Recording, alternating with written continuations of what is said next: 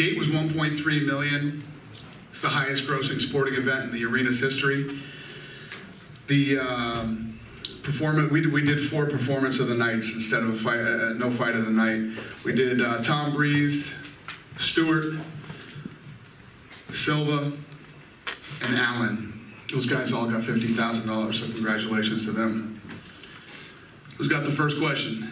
What's up, buddy? Well, that's a tough call on the bonuses. First of all, that Amir Khan night fight was pretty entertaining as well. Yeah, I agree. It always sucks. It's never fun doing the bonuses. Let's talk about the main event. The internet's blowing up right now. Everybody's debating, you know, how to have his school. My phone's blowing up. Everybody's texting me. Robbery, till one, this and that. So it's one of after the fight, they all looked at me and said, "Who do you think won?" I said, "I have no idea." Every round was so close. You know, when you have rounds that are so close, you almost sort of lose track of scoring and trying to figure out who won. It was a tough fight to score. Darren Till seems like a star in the making. I mean, undefeated. He's got kind of that X factor. Obviously, it was great in Liverpool this week, but the weight issue certainly a big issue. So, you know, give me that. That's only happened one time. Right, it happened one time, and he has an excuse for it. But I'll let him tell you why it happened and what went on. You know, I don't think it's my place to talk about it. So I'll let him tell you when he comes in. Okay, so that would be my question, because obviously he looks in line for a big fight. He wants big names. You do feel comfortable with him that, hey, he can make welterweight and we can use this kid? I do. I do. Hey Jane, how you doing? Good, how are you? Very well, thank you. What about, he's been talking about wanting to bring a stadium fight to the UK. He's obviously got a lot of heat behind him. You know, he's a tremendous young man. But there's a history of our best fighters going over to Vegas, going over to America. He's going to Vegas next, buddy. I hate to break your heart, but he's going to Vegas next. Yes, I don't know when or where when or who he'll fight, but probably bring him to Vegas next. So it's not a title fight next. He hasn't earned that yet. I don't know. I don't know. We'll see. Right? I don't make fights the night of the fights, so off the top of my head, I have nothing for you.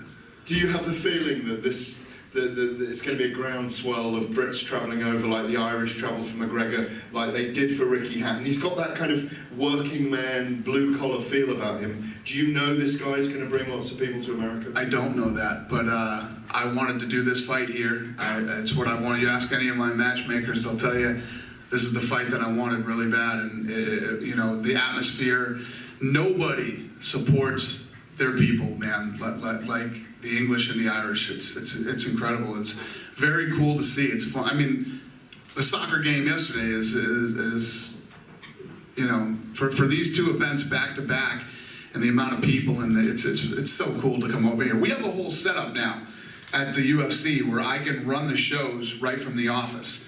I'm like, fuck that shit. I'm going to England, man. I want to be there in Liverpool for this fight. I wasn't missing this for nothing. Finally, you came to Liverpool. Are you going to come back here again?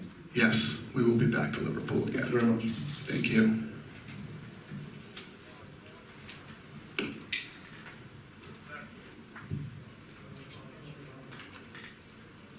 Hi. Craig White took the co-main event slot on, I think it was 12 days notice.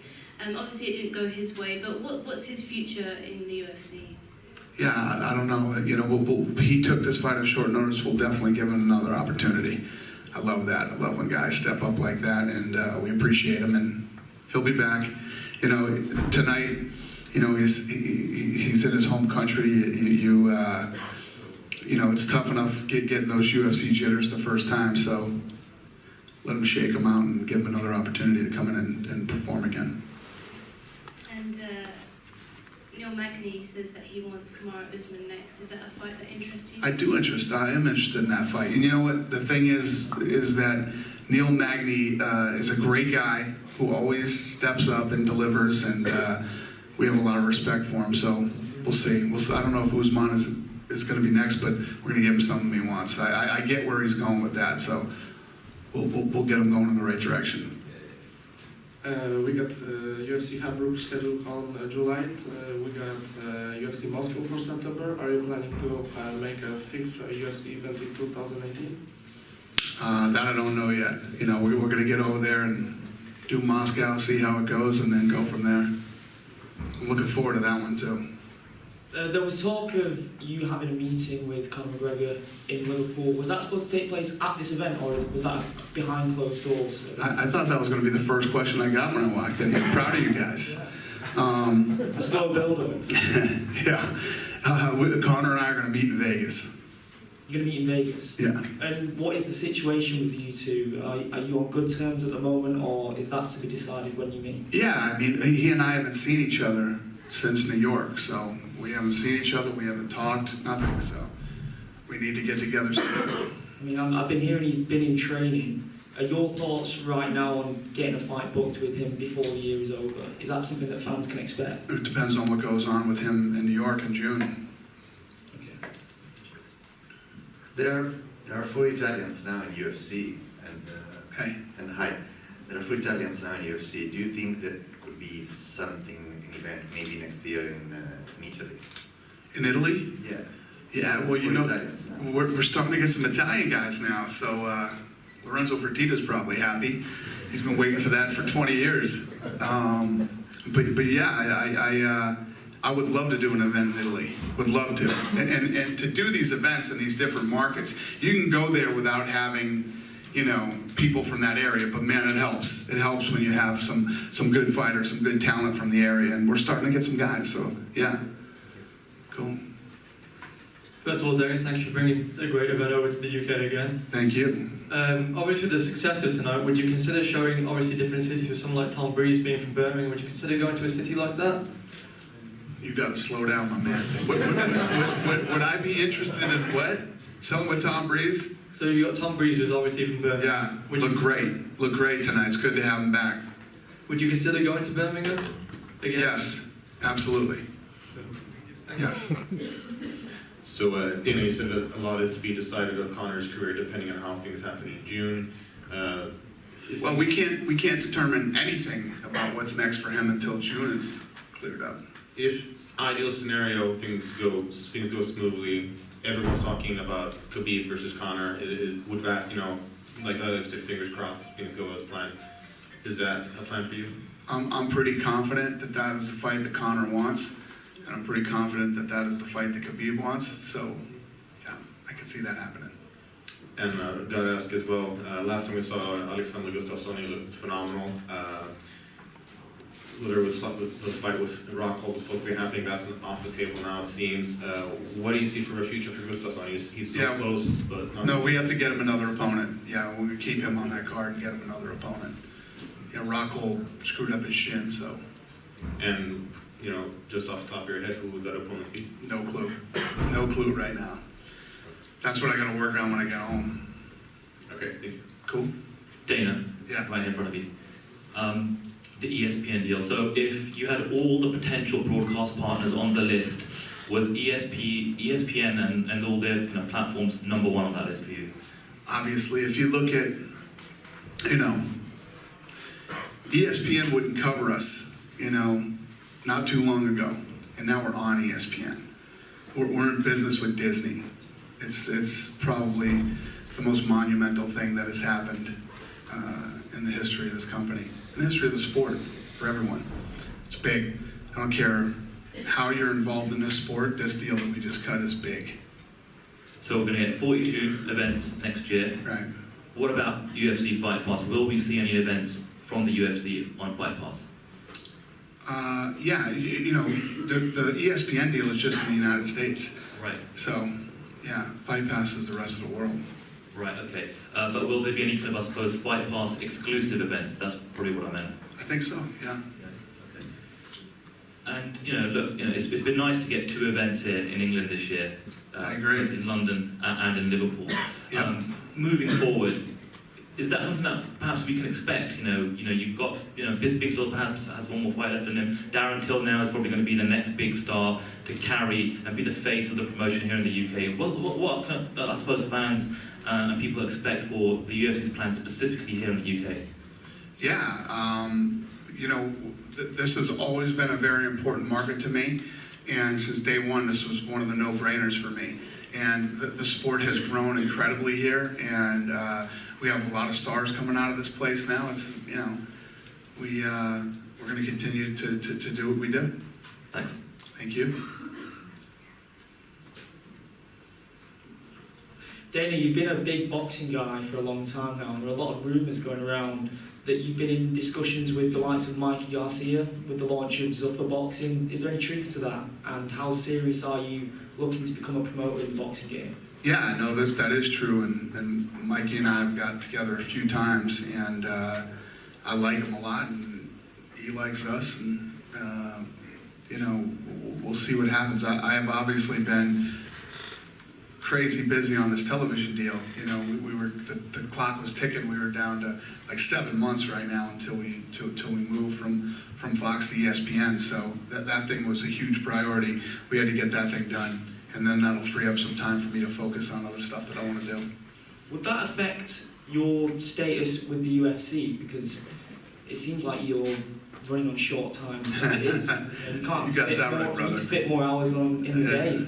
You're right. That is a great observation. No, so what would happen is, what I would do is I would get it going, and I would put somebody else in there to run it. Was the rumours of you, because there were initial rumours of you going over to Cardiff for the Anthony Joshua, Joseph Parker fight, Yeah, over you discussing a deal with Eddie Hearn in some capacity. yeah. How come that didn't happen? What happened was, the last couple months I've had some bad health issues with my ear. Yeah. So I was dealing with that. That's why I couldn't make the flight over to England that time. And yeah, I was talking to them, and then you know, Eddie Hearn ended up landing that you know, big TV deal, and It seems like it's going to be the battle of the billionaires at the moment. 'Cause he's just struck $1 billion deal himself, hasn't he? yeah, no, and that's great. It's great for the sport of boxing. It's great for him. I'm not looking to come in and steal anybody from, you know.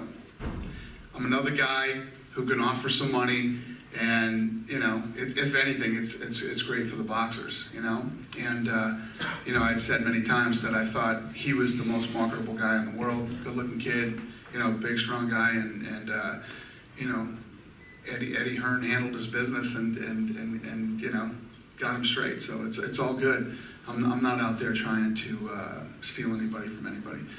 And finally, as ever with the case of CM Punk, there was always controversy not far away from that conversation. Alistair Overeem has been demoted to the prelims of the Chicago card. He was demoted. If that's the way you want to look at him being demoted, what is Rashad Evans? What is No, I completely agree. Pettis? Completely agree. I mean, there's guys on that could be on the main card that are on the Fight Pass prelims. It just seemed that he was the most vocal about his disappointment in that case. Hey, listen, when Alistair Overeem sells as many pay-per-views as CM Punk does, we can argue. If CM Punk loses, it's game over, right? Surely. Yeah, I'm sure it is. Yeah. Okay, thank you. Right here, Dan. Hey. Hey, Matt Spadil, he fought against Arden Allen and was pretty much ahead on points. All of He was it. definitely ahead Yeah, on points. Yeah. What did you think about his performance? It was great, Yes. right up until he got choked. So you look very good up until then, yeah. Yeah. Moving forward, he's 1 and 2 in the UFC. Will he get another crack in the UFC, or is this it for him? No, he looked good tonight. He got caught. It happens in this sport. He looked good. Another question, Yair Rodriguez recently got cut from the UFC, and you talked about him refusing 2 fights, but can you elaborate a little more on the situation and why you decided to cut one of the prospects of the UFC? Yeah, because we offered him fights. He turned down the fights. You know, there was a lot more back and forth that went on with that. If you don't want to fight, this isn't the place to be. There's plenty of places out there that'll take Yair Rodriguez and would love to have him, and we'll sign him, and I'm sure he'll have a great career. This isn't the place for you. Is the door open for him to come back maybe in the future? I don't know. We'll see. Thank you. When I call you and offer you a fight, you should probably take it. You should probably take it. I make 42 fights a year. And if you don't want to fight and you want to be picky and choosy and you don't want to do this and you don't want to do that, then you probably need to go somewhere else. And I'll help you get there.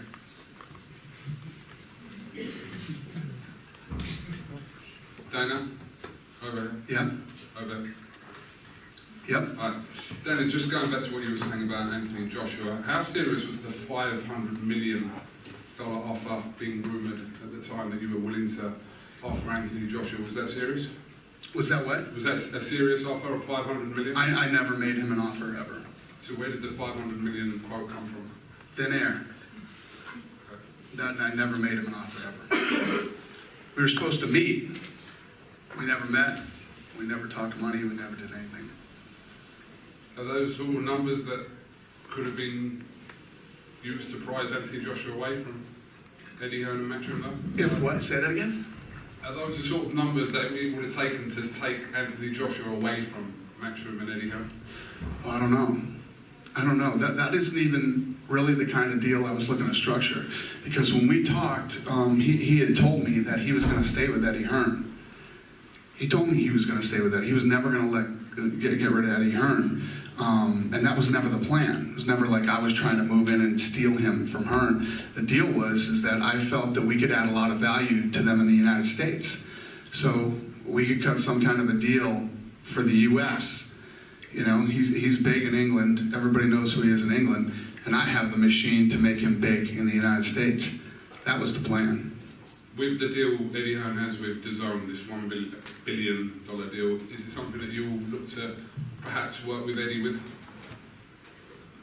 Yeah, you know, listen, I've worked with Heyman. There's a lot of guys that I would love to work with in the boxing business. Bob Arum isn't one of them, but there's a lot of other guys out there that I would. Yeah.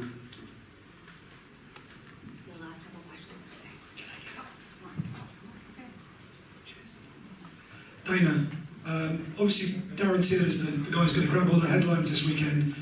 But it was a bit of a tricky weekend for him with the weight cut issues and all the things that happened leading into the fight.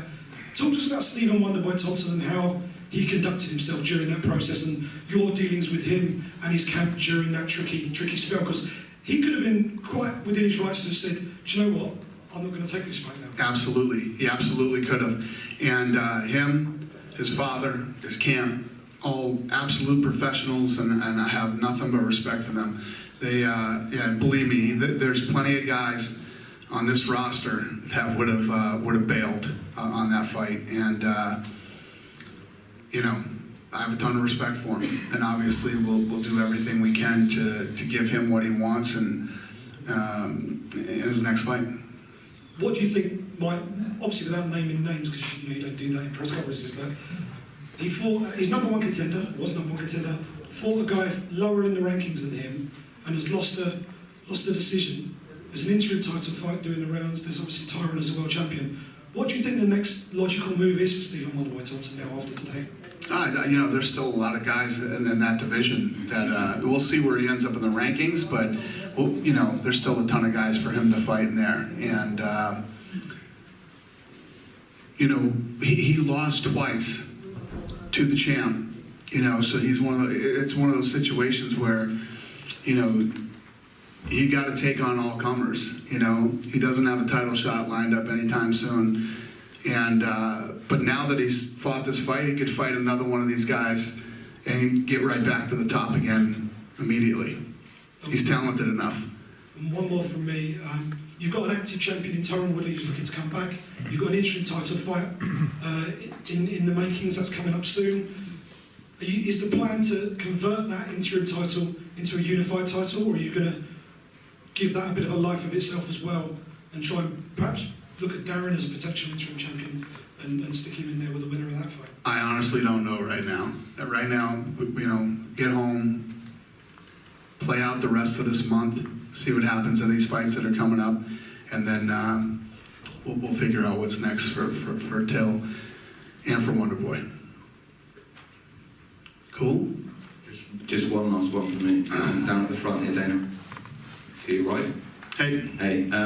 Have you spoken to Darren or Stephen since the fight? I'm wondering if they talked to you about the decision at all, or what do you plan to say to Darren? Because obviously he's had a hell of a week. No, not yet. I haven't. I just saw Till out there doing his interviews, and I congratulated him, but I haven't seen Wonderboy yet.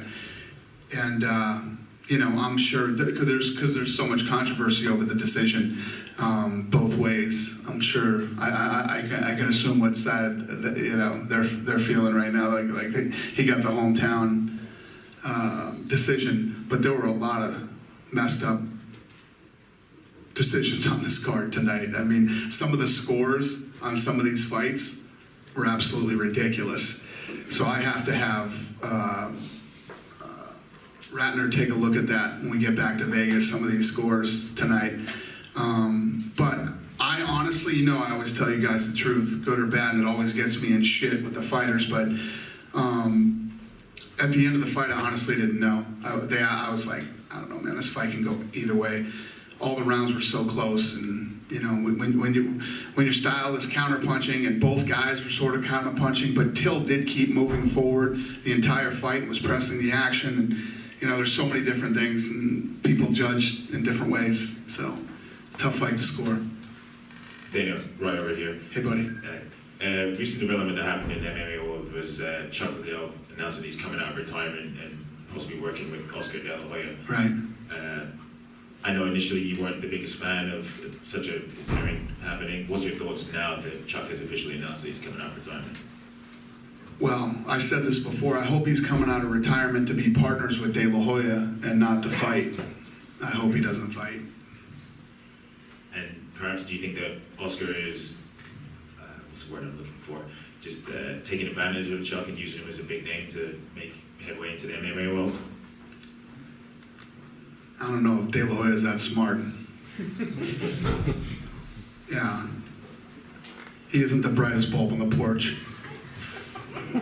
Okay. Oscar De La Aram is not that bright, but I don't know what he's thinking. Hopefully Chuck's going to be his business partner and not fight. You know, I don't. Last thing I want to do is shit on Chuck Liddell because I love him. You know, and but I asked him to retire 10 years ago for a reason. And final one for me. You said that you wanted to take Darren Hill stateside next to Vegas. Any time frame for that? Off the top of the head, or? No. I mean, the kid just fought, so I got to figure out what's next and where and all that stuff. But yeah, I'd like to bring him to Vegas for his next fight. Perhaps the end of year card, maybe? Maybe. Cool.